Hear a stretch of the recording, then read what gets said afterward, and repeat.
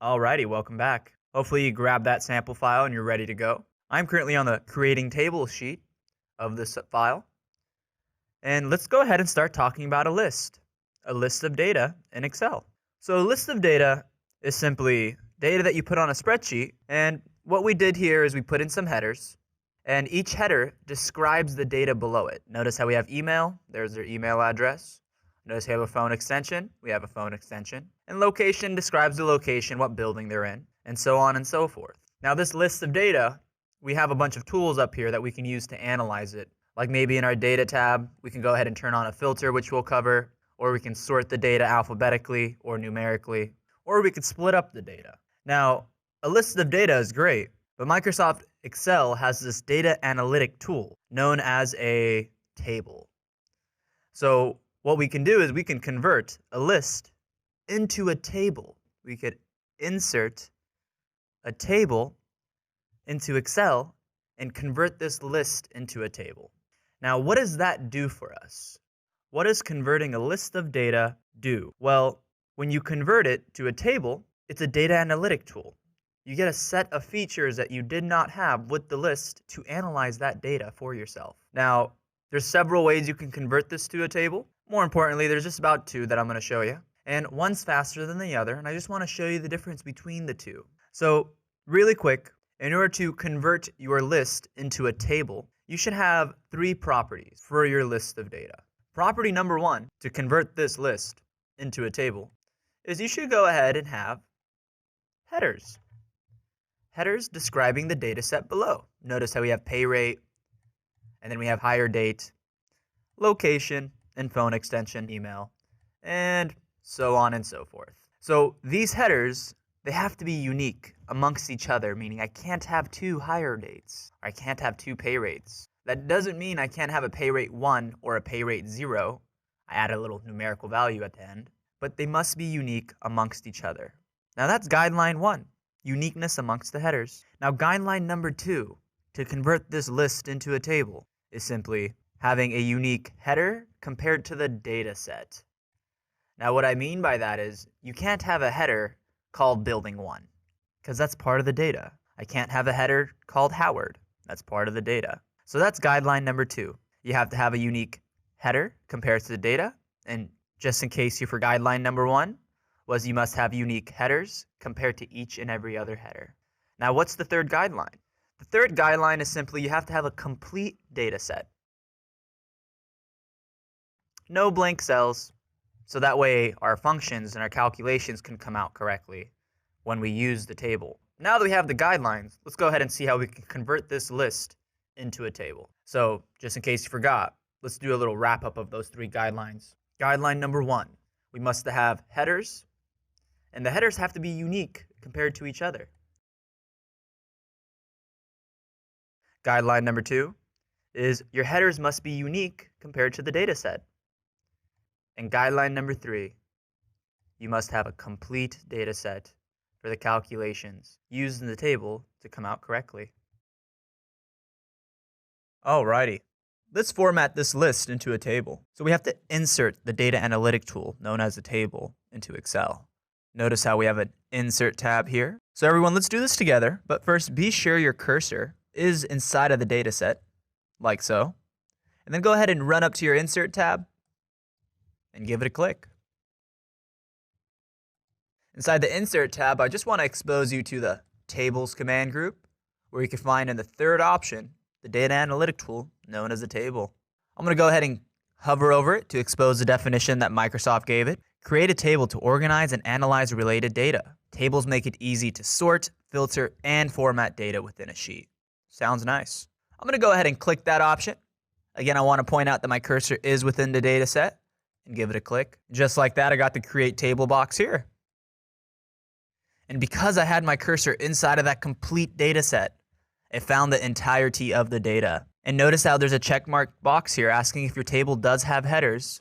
And in fact, it does. So I'm going to leave that on and hit OK. But before we hit OK, guys and gals, let's make sure that we know the quick way of doing things and the long way in case we forget the quick way. So let's go ahead and X out the create table box. Notice how I hovered over here and it said table, Control plus T. in parentheses. That's because this has a keyboard shortcut to activate that icon on your screen without you going to the Insert tab and clicking on it.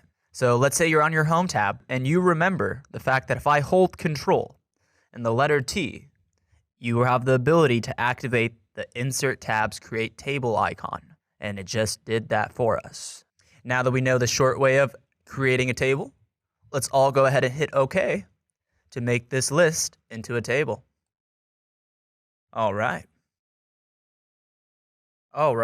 Now that we converted this list into a lovely table, let's go ahead and discuss some features this data analytic tool has to offer. The first thing I want everyone to do is, now that we have this list into a table, I want to point out that we have this lovely table formatting. It has banded rows. Let's go ahead and click inside of the table and notice how we have a design tab that popped up, and give it a click. This design tab is all the tools the table has to offer.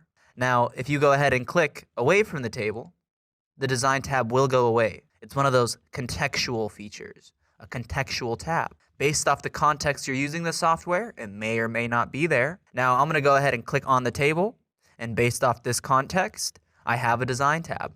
Inside of the design tab, I want to point out one of the features that this table has to offer is a filter. The filter button can be turned off. I'm going to go ahead and turn that off. Go ahead and try that too. Just give it a click. And notice how these little arrows went away from each of my header names, because that was the filter option. So let's turn back on the filter and go to these arrows, and notice how the filter is not only a filter down here. Notice how you can unselect an option and then filter for the criteria you want. So all the employees getting paid $9.25 and $9.50, and just go ahead and hit OK. And it filtered the table. And the only indicator that you had that this table is filtered is that little funnel right there. And if you send a file filtered, they'll receive it filtered. So they can't accidentally miss out a lot of work if you leave a file filtered without letting them know that, hey, this is filtered. So another giveaway that this file is filtered is, notice how the table goes from 3, 21, 35, and 36. Because all this filtering is doing is hiding rows from us based off the criteria we give it. So let's go back to this filter here, and let's clear the filter. Notice how the option to clear the filter is right there. And I want to just expose you to another form of filtering this table has to offer, which is known as a slicer. So I'm going to go ahead and go to the design tab of the table and give it a click. If it's not there, just make sure your cursor is inside that table and go to Insert Slicer inside of the Tools command group. I'm going to go ahead and give that a click. And this time I'm going to build a slicer for the location column here. And matter of fact, I'm going to do one for the department too, because you can do two at once. Once you're satisfied, go ahead and click OK. I'm going to go ahead and give that a click. Now these slicers are another way of filtering this data set here. So check it out. I'm going to move these to the side. Just zoom out of my spreadsheet a bit as well. And if I want to filter, if I would like to filter for my location, I can just select one of these options and it filters my table. Now if I want to do more than one option, I'd turn on the multi-select. Go ahead and try that out and select another option. And then you can go ahead and use this one to filter for departments. Notice how it's also applying the funnel here. I don't recommend to turn off the Design tab's filter button and the Design tab. I don't recommend to turn those off because it lets it know which column is being filtered here using these slicers. So a table is a great way to go ahead and sort your data alphabetically with these filter options, as well as a great way to filter the table, both filtering using the filter button, as well as a visual way of filtering using the slicers. Go ahead and play around with the table and the slicer a bit and see what you can build the table to be based off the criteria you gave it. Alrighty, hopefully you're having fun playing around with those slicers. They're pretty cool and nifty if you haven't been exposed to them yet. Now let's go ahead and clear the filters from these slicers just by hitting that little X in the side of the slicers. And make sure to turn off the multi-select just to keep them clean and consistent. And now that we have the ability to filter data, I want to let you know that this table does have the ability to find the duplicate values within it and remove them. Notice how in the Design tab, go ahead and put your cursor inside the table and go to the Design tab and give it a click. In the Design tab, you have some tools, and one of the options is removing a duplicate. So let's go ahead and build a duplicate in this table so I can show you how that can be done. I'm going to scroll all the way to the bottom of my table here to the 40th row, And I'm going to go ahead and select row 40. And I'm going to go to my home here. And I'm just going to copy the row. And then I'm going to go to row 41. And I'm just going to go ahead and paste the row. Alrighty.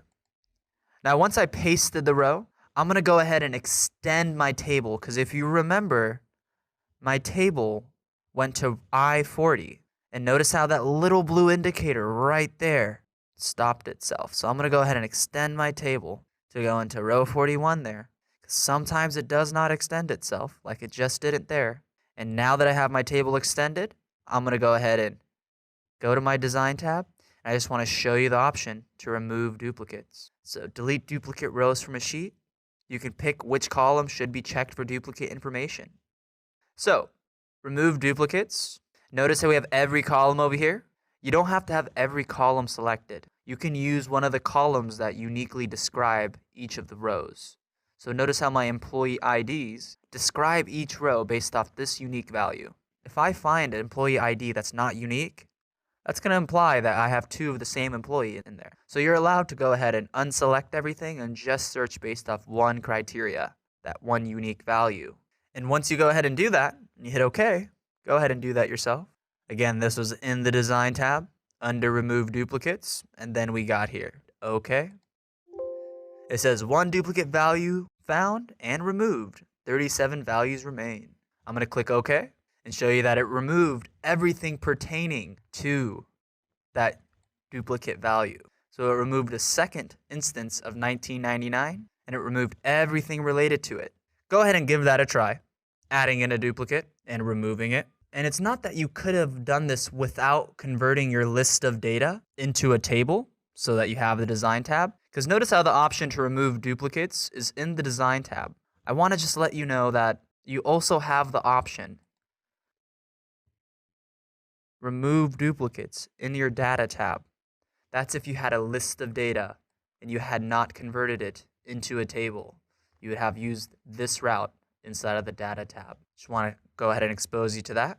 Go ahead and add a duplicate into the table and remove it just to get a muscle memory in for that. And if you have time, go ahead and pause the video and maybe try it out with a list of data instead of a table. Looking at the custom sorting sheet on the sample file provided for the class, I want to go ahead and cover a useful feature in Excel. Now, sometimes you'll be building a spreadsheet and you want to build additional columns of data. Like for example, notice how I have a last name column and I have a first name column. And over here I want to build a full name column. Looking at it and looking at how many employees I have, okay, 52. That can be a pretty tedious task to write out all these full names. And if you know of various other functions you can use concatenate or concat to put that together. But since Excel 2013, there's this feature known as flash fill that I want to expose you to. So we can automatically just fill in all these data sets with the values we want within a flash if we give it one example. I want to go ahead and expose you to the fact that in your Data tab, let's all go to the Data tab by giving it a click. We have some data tools. Yeah, I know I said data and then I said data. I do that all the time. Well, in the data tools, you have an option for flash fill. I'm going to go ahead and show you what the definition Microsoft gave it as. Flash fill, the shortcut's Control-E for enter. Automatically fill in values. Enter a couple of examples you want as an output and keep the active cell in the column you want filled. Let's go ahead and run through an example of that. So everyone, let's go ahead and go to cell D4 here, and let's give it an example of what we want. We want to put Hazel, and we want to put Gorton. I'm going to hit enter. And on this blank cell, I gave it my example. I want it to go ahead and do the rest for me. So let's all go to our Data tab and just give a flash fill a click. Pretty cool how it did that for us. Filled in every single name for us. How this worked is it looked over to the column to the left-hand side of it and tried to see if you're doing a pattern here. It's like, oh, you did this and this together. I think you're going to do the same thing here. And it just replicated it for us. Now that we expose you to that, I want to show you what else FlashFill can do because it could save you time if you know this. So let's all undo this action by going up here and clicking undo or hitting the shortcut Control+Z to undo the flash fill. Now that we undid the flash fill, let's give it another example this time. I want to capitalize the first name, and I want to leave the last name as is. So this time I'm going to hit enter, and I know the shortcut. It's control plus the letter E for enter. I'm not going to run up to my data tab and click on flash fill, because I'm just going to use the shortcut instead. So you should try that too. So I'm going to hit control E, and now I just showed you that not only does it find patterns within the spreadsheet and mimics them for you, it also can do formatting for that pattern as well, like capitalizing the word. Go ahead and give flash fill a try, expose yourself to it, and think of all the great ways you can save a bunch of time using flash fill on your spreadsheets. We are currently on the custom sorting sheet of the sample file provided for you in this class. So sometimes you'll be analyzing data and you'll realize that if you sort the data a certain way, it'll be quicker for you to retrieve the information you're asking for. For example, if you're a manager trying to contact employees, it'd be nice to have a list of all the employees' days off put together so that you're not contacting employees on their days off. Or maybe if you're a manager dealing with a bunch of employees across different locations, to have it sorted based off the location here and see all the employees in one location together. Or if you need to see a bigger picture and you need to see all the employees across all locations, it'd be nice to have an alphabetical list of everyone inside of this data set in alphabetical order, so that way you have a quick way of finding people. What you're asking is to sort the data set, and I want to let you know that if you have a filter icon on the list, meaning if you go to your data tab and turn on the filter icon, go ahead and do that for yourself. You have these arrows that pop up that are filters, and we discussed earlier that there are also sort options for the column below. Now that's one way of sorting, but I want to let you know that in your data tab, if you did not have this filter on, you also have the ability to sort columns. Notice you have a Z to A and an A to Z sort. Let's go ahead and run through an example of how this works with the full name column here. I want to sort it alphabetically. All you have to do is you have to put your cursor inside of the column.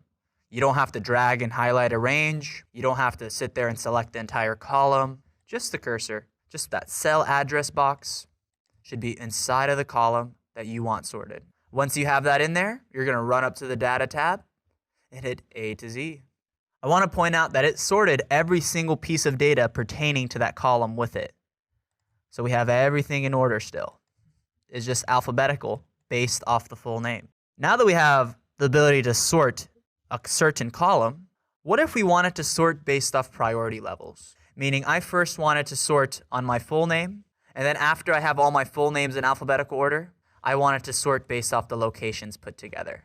Or maybe I wanted to first have all my zones put together, and then after I see all my zones in order, try to put the locations in the best order possible based off the zones.